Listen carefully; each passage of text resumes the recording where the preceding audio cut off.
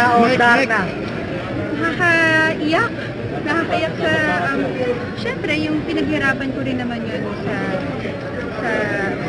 ginawa ko. Kaya nakakatuwa na tumatatak pa rin sa tao. Hindi ko makalimutan yung pagmamahal na binigay. Angel, mabait daw na strict ang description sa'yo ng mga kasama mo dito na judge. Paano mo i-explain yun? Mabait na strict ka daw. Mabait na nito pa. Okay. Yun lang yun. So, kasi, parang way back, nagkaroon din kasi ako ng opportunity na magpakita ng talent, kasi nagbigay sa akin ng chance. So ngayon gusto ko sana suklian kung ano yung binigay sa akin ng chance ng tao. So, gusto ko mag-yes sa lahat. Pero hindi naman pwede kasi kailangan natin maging honest din sa maging fair sa ibang contestants. Okay. May nakabanding ka na ba sa tatlo mong kasamang judge? Kanino ka pinaka-close?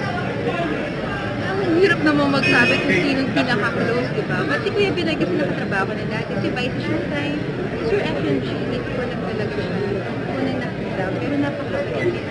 Okay. Angel, color Ang buna? Pero syempre dapat mag-work class pa natin. But sa akin kasi, hindi lang yung talent yung susi para maging sikat ka, para mahalin ka ng tao. So, gusto ko may good attitude, saka may magic. twist. Hoping na ikaw pa rin si Diana. Hindi naman sa hoping, baka iba naman yung dating. But alam niya kasi kung gaano ka-importante sa akin yung project, kung gaano ko papakal, kung gaano ko siya pag-pressure. Kaya siguro, kung ano yung makapagpapasaya sa akin, hindi niya. Pero Angel, ikaw pa din ba si Diana?